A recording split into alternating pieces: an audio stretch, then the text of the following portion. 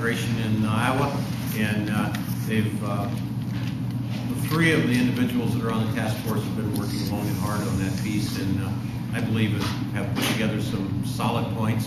So I'd like to turn the press conference over to them, and we'd like to start with Senator McKinley. Thank you very much, and thank you for being here. I'd like to say, first of all, that Iowa is a very welcoming state. The strength of Iowa is largely due to the immigrants that we have in this state. As a matter of fact, we are all doing well because of people coming from Ireland, from Germany, from the Netherlands, from Holland, Sweden, all over the world. That's the strength of this state.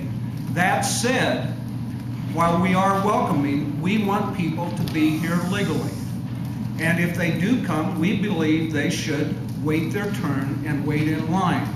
One of the things we have heard and listened to Iowans across the state say is, we are tired of seeing illegals come in, our law enforcement folks will pick them up, catch them, and then we release them.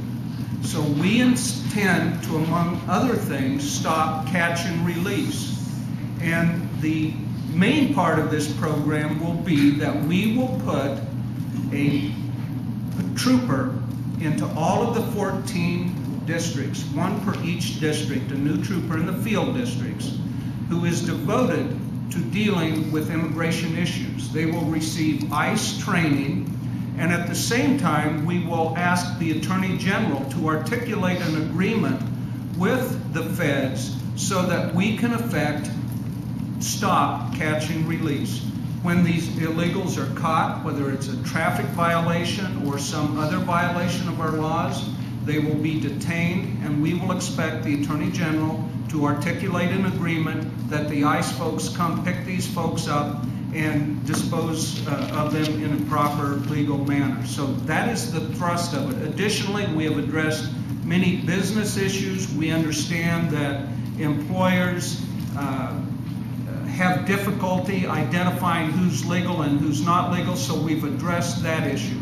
Rather than having a punitive law that punishes, we want to work with these folks, these employers, these people who need the jobs, so that we can verify the people who are applying for work are in fact here legally and can be employed.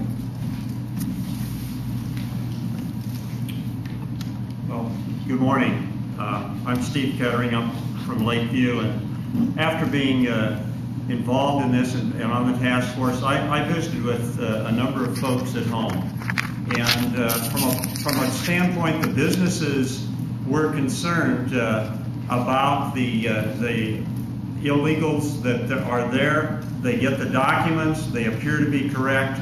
So one of the concerns that we have is that we have pressed upon business the burden of trying to make sure of what's going on. And so one of their suggestions was that we could do something positive, and that would be to try and help through workforce development or other state agencies help businesses. We are clearly here because the federal government has failed in this area, and the state is only stepping in because of the complete and utter failure of the federal government to address this problem. So what we want to do is maybe set up a situation where the businesses can rely on workforce development to help them with the documentation. Illegal has many definitions, was one of the messages I got there. Often they have folks who are illegal, but they came through a port of entry. They came here in a legal manner, but they are now illegal because the federal government has absolutely failed to process their documents for extensions and so forth in a timely manner. So the question is, what should businesses do at that point? Should they remove the employee at that point? Should they continue the employment at that point? And we need to be able to provide a positive response. That's also the reason that we've asked for graduated penalties with businesses that hire illegals.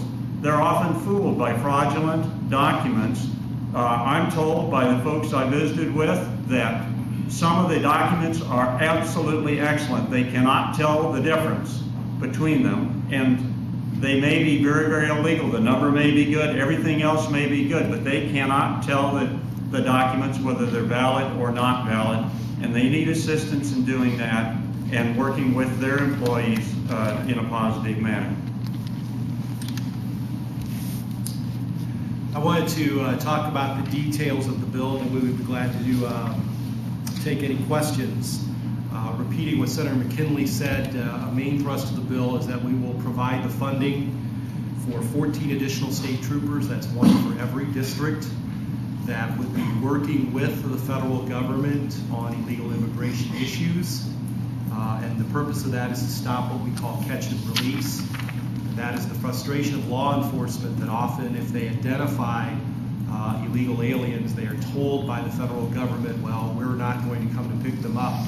Often that's the case when, for instance, maybe 2 or 3 have been apprehended, and the government has told the local agency, well, we're only going to work if you've captured 10 to 12.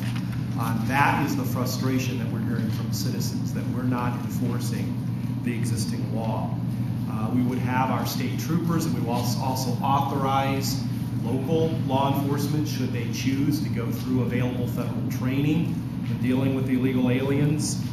Any person brought into law enforcement custody would be checked for status.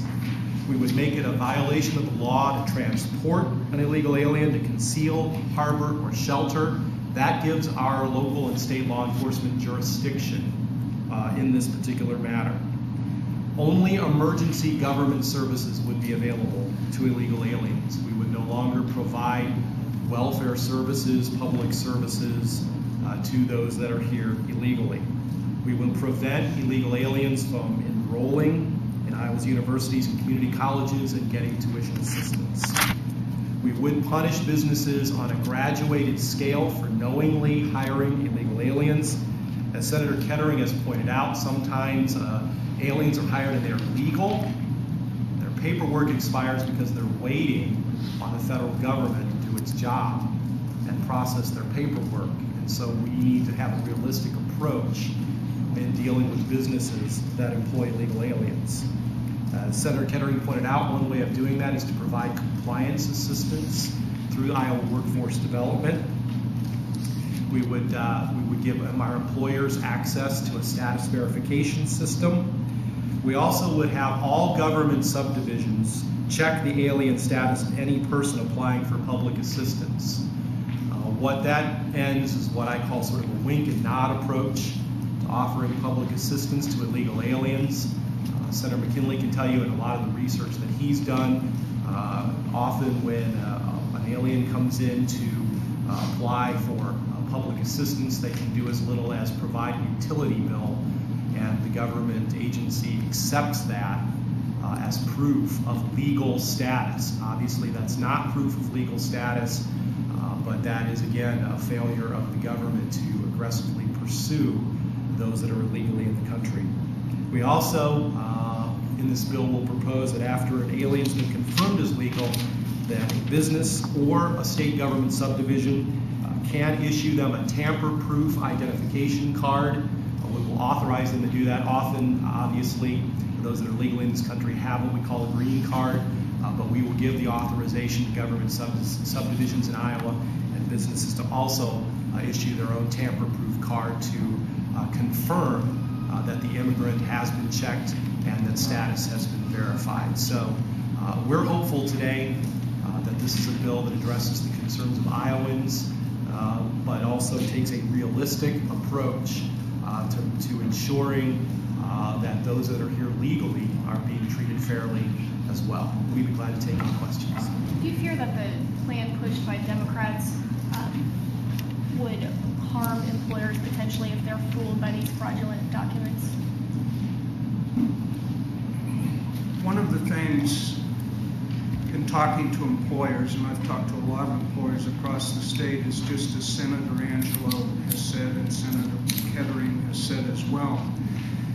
They will be shown a set of documents, and they look legitimate to the business or to the employer, and yet it can be found out perhaps years later that they are fraudulent. Now, the interpretation of the Democrats' approach, I'm not sure how that law would be implemented, but I think we have to spell out very, very clearly, and that's why we've involved workforce development in this, the agency that's